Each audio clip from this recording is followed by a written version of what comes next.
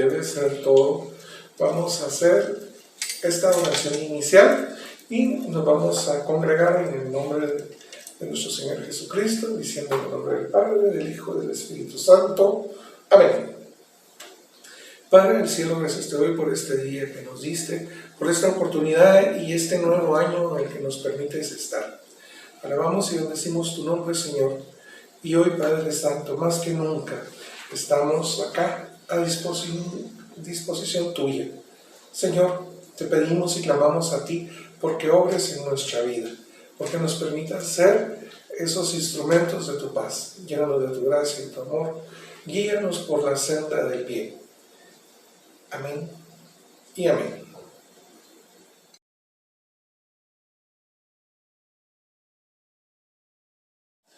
Mis hermanos,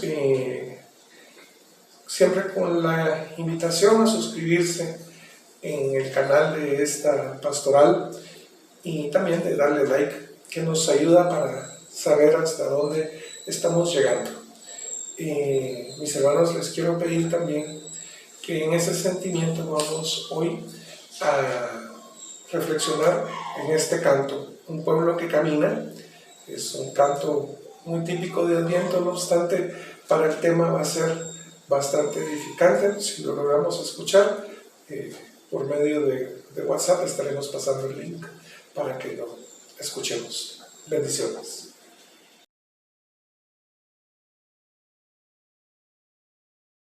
Damos atención a esta lectura de la primera carta del apóstol San Pedro, capítulo 2, versículo del 9 y 10.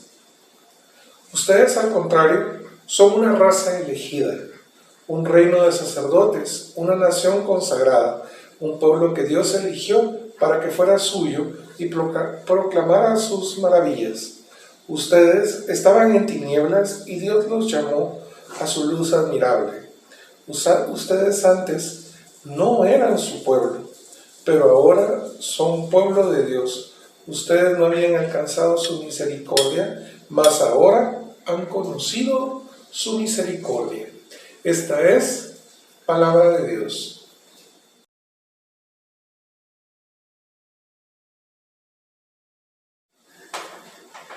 Esta voluntad de Dios de fundar la iglesia la ha ido revelando poco a poco a través de los tiempos. En el Antiguo Testamento, por ejemplo, Dios insiste en que los israelitas son su pueblo y que Él será su Dios. Esto lo encontramos con toda claridad en el libro de Éxodo, capítulo 19, versículos 5 y 6. En el Nuevo Testamento, Jesús nos dice que el reino de Dios ya ha llegado. Él funda la iglesia, que Él es el reino de Dios acá en la tierra, e invita a todos los hombres a este reino. Él quiere que todos los hombres se salven y lleguen al conocimiento de la verdad. Mateo 3, capítulo 13. Dios Padre envió al Espíritu Santo para unirla y santificar a la iglesia. Así, es santa, aunque todavía es imperfecta porque está conformada por seres humanos. Como lo dicen los obispos en el documento de Puebla, en este mundo la iglesia nunca logrará vivir plenamente su vocación universal a la santidad. Permanecerá compuesta de justos y de pecadores, más aún por el corazón de cada uno de los cristianos, que con esa línea que divide esa parte que tenemos de justos y esa parte que tenemos de pecadores. La iglesia como sacramento de salvación. Cuando los apóstoles salieron a predicar, hubo signos que confirmaban lo que ellos decían con palabras. Estos signos eran milagros que confirmaban que Dios estaba con ellos. Eran signos que les llegaban muy fuerte a los que creían en Jesús. Quiero que nos tengamos un momentito a pensar en los signos. Y precisamente hoy les quiero compartir una lectura.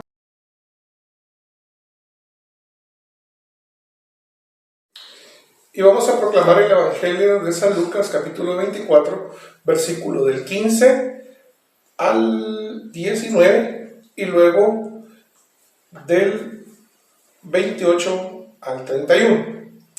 Es el pasaje de los discípulos de Emaús.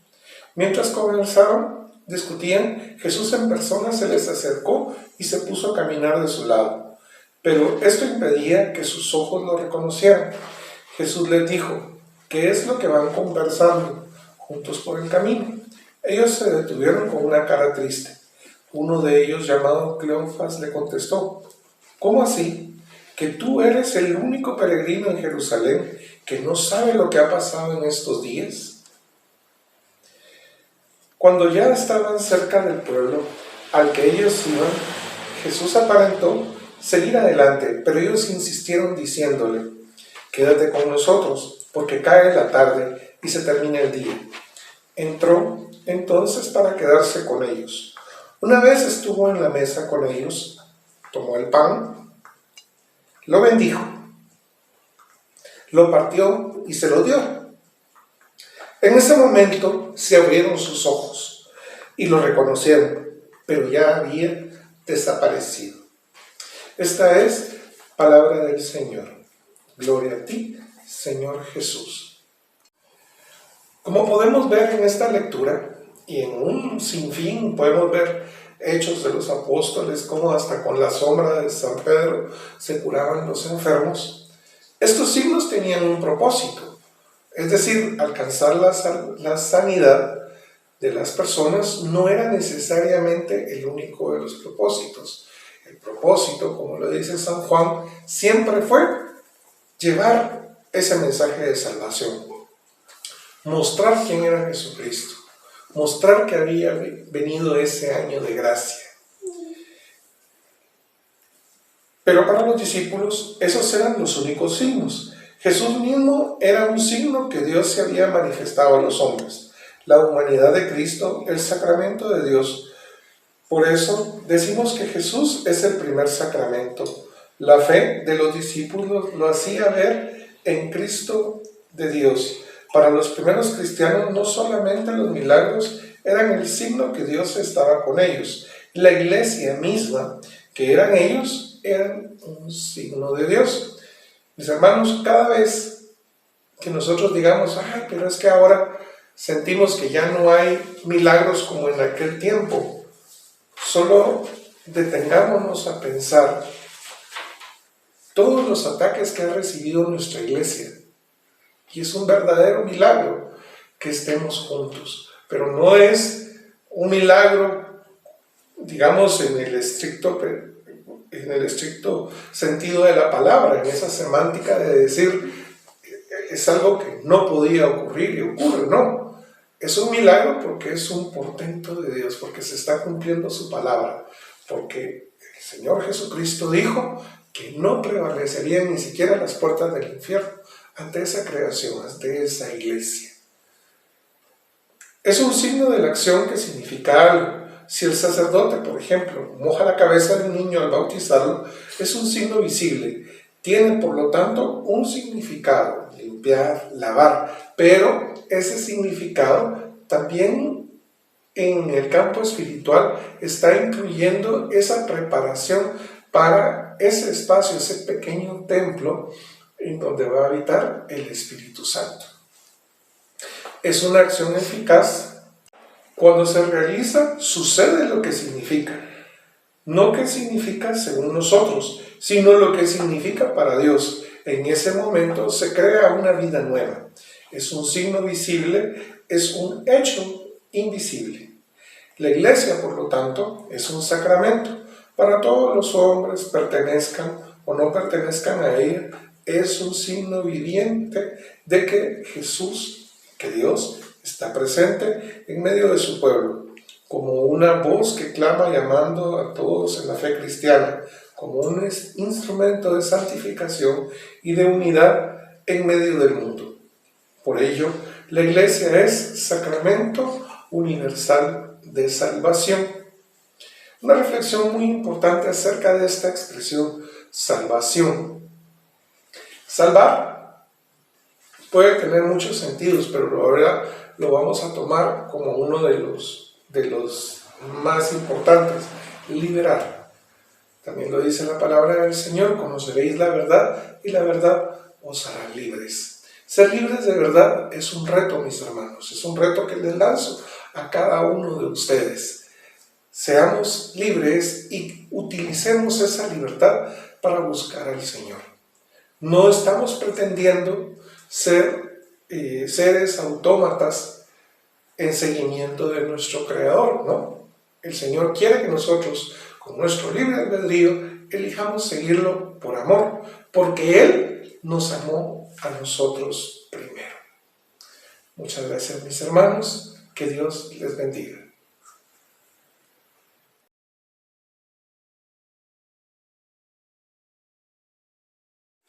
Mis hermanos, para esta edificación, como siempre, tenemos que ponernos en las manos del Señor y vamos a decir: Padre bueno, te pido que envíes tu Santo Espíritu para que construyamos en torno a ti, de acuerdo a tu santa y bendita voluntad. Llénanos, Señor, de tu amor. Amén. Mis hermanos, la pregunta que les tengo preparada para esta edificación es una situación bien sencilla y tratemos de compartirla con nuestros hermanos y de platicar. ¿Qué signo de la misa, o que observamos durante el rito de la misa, es el que particularmente más te gusta o más te llena?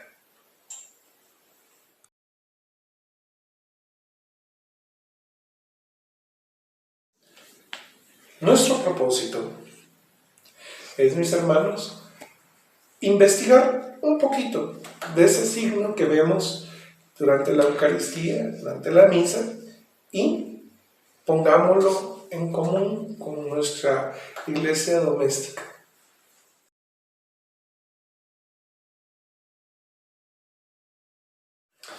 Mis hermanos recogidos en este pueblo del Señor, en ese redil que el Señor algún día hará solo un redil, vamos a pedir que se quede con nosotros, que nos permita tener ese sentido de unidad y poder tratar de hacer realidad lo que hemos aprendido. En el nombre del Padre, del Hijo y del Espíritu Santo. Amén. Señor, muchas gracias te doy por todas las bendiciones que hemos recibido, por esta palabra que nos has dado y que de alguna manera ha llegado a nuestros oídos. Te pido, mi buen Señor, que envíes tu Santo Espíritu para que Él haga y obre en nuestras vidas, para que seamos capaces, Señor, de vivir de acuerdo a tu voluntad y de poder llevar estos preceptos a la práctica.